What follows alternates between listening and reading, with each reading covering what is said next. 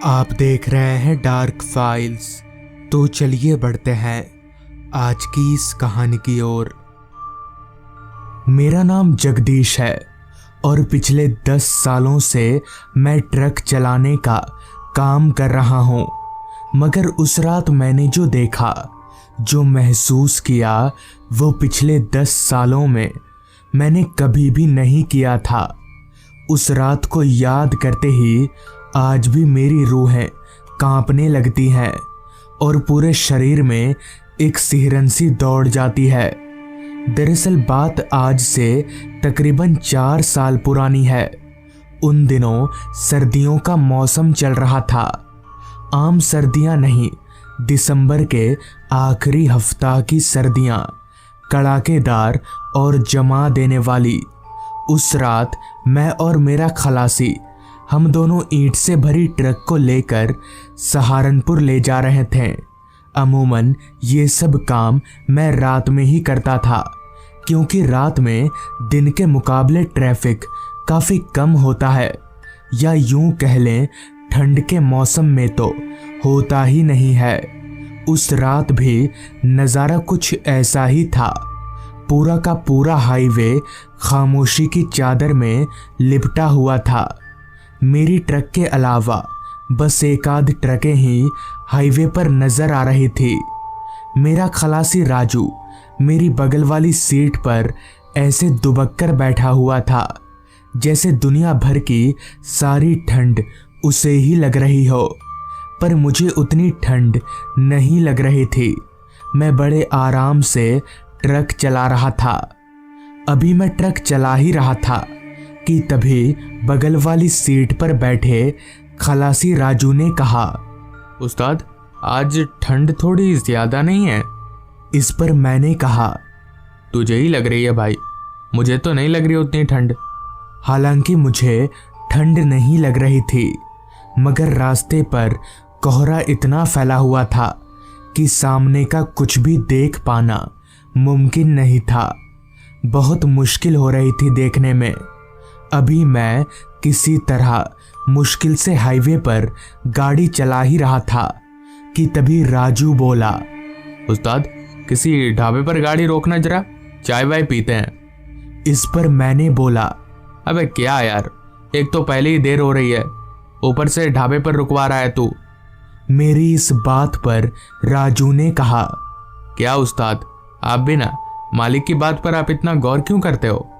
उसका तो काम है बोलना, वो तो बोलेगा, हम लोग अपने हिसाब से चलेंगे ना।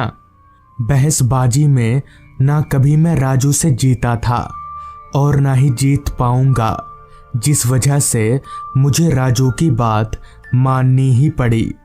लिहाजा मैंने ट्रक को वहीं पास ही में एक ढाबे पर रोका और हम लोग ट्रक से उतरकर ढाबे में चले गए।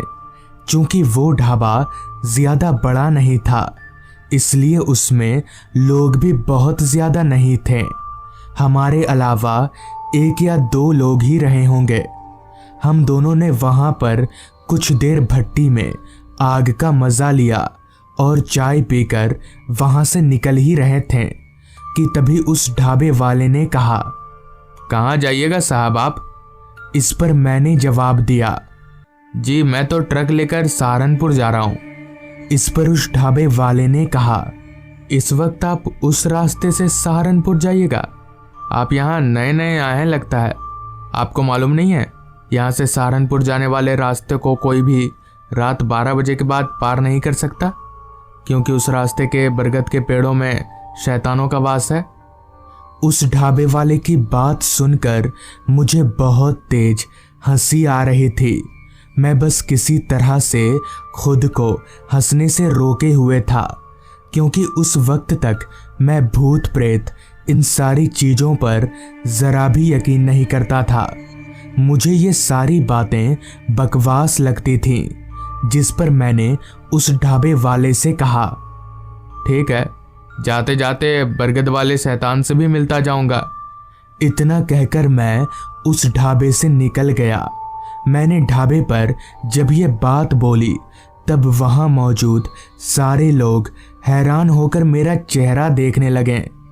उस वक्त मैं सबके सामने हिम्मत वाला साबित तो हो गया था, लेकिन मुझे ये पता नहीं था कि अभी आगे मेरे साथ क्या होने वाला है। मैं और राजू हम दोनों चलते हुए ट्रक में आए। मैंने ट्रक को चालू किया और हम लोग सहारनपुर की तरफ आगे बढ़ने लगे। वो रास्ता जिसके बारे में वो ढाबे वाला बता रहा था वो अभी थोड़ी दूर था। इतने में ही मेरी नज़र राजू की तरफ उसके चेहरे पर गई तो मैंने देखा कि राजू का चेहरा अब काफ़ी परेशान सा दिखने लगा है।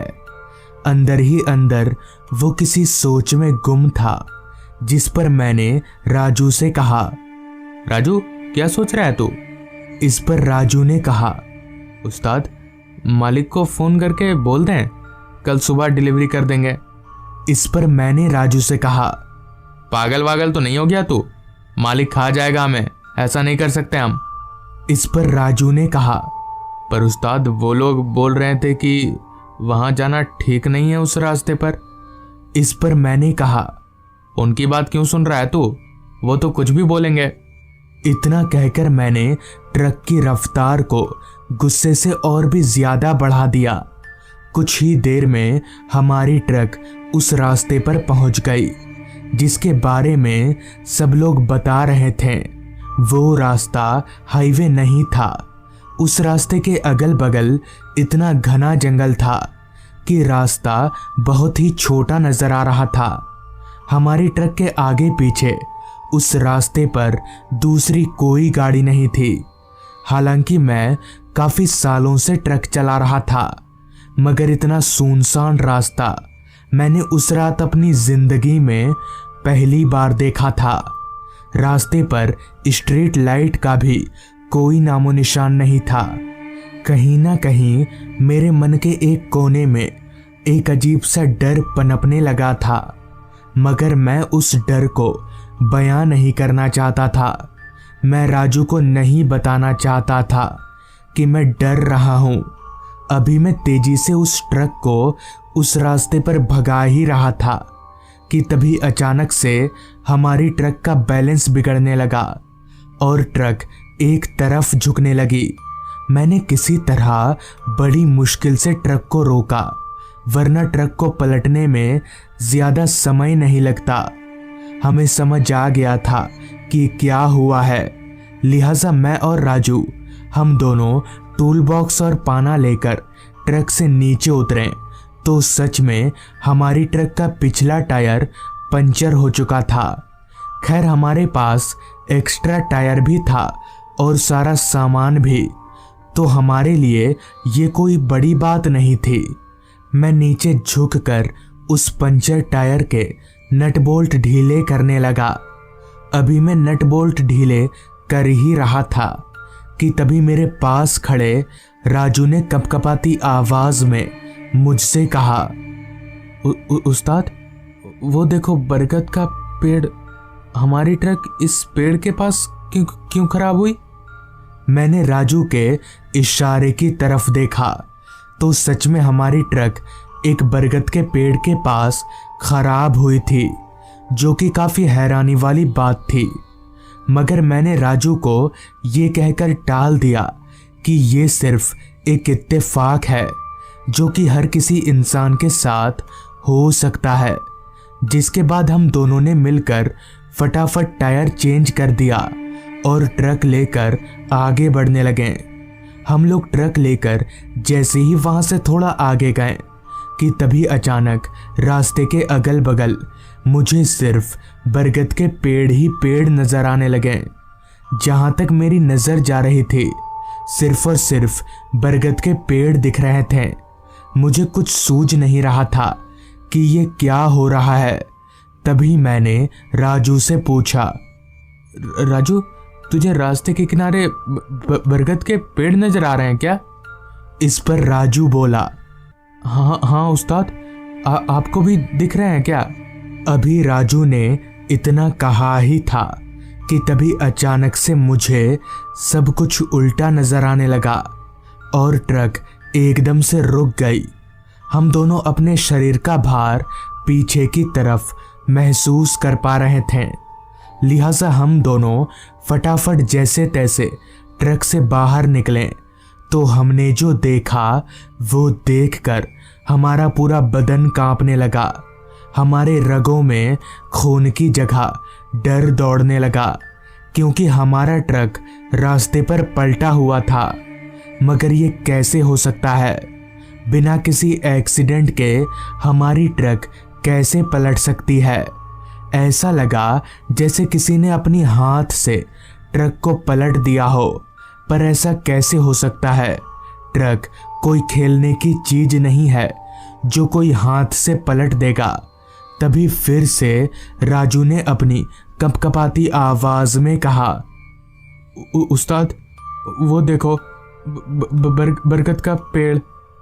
मैंने जब उसके इशारे की तरफ देखा तो पाया कि इस बार भी जहां हमारी ट्रक पलटी है वहां पास ही में एक बरगद का पेड़ है। हमें समझ आ गया कि यहाँ दाल में कुछ तो काला है, जिस वजह से हम दोनों ने उसी वक्त वहां से दौड़ लगा दी। भागते हुए हम सीधे उस चाय की दुकान पर पहुंचे और सबको सारी बात बता दी। सारी बात सुनकर वहां मौजूद एक आदमी ने कहा कि दरअसल उस रास्ते में जितने भी बरगद के पेड़ हैं उनमें शैतानों का वास है।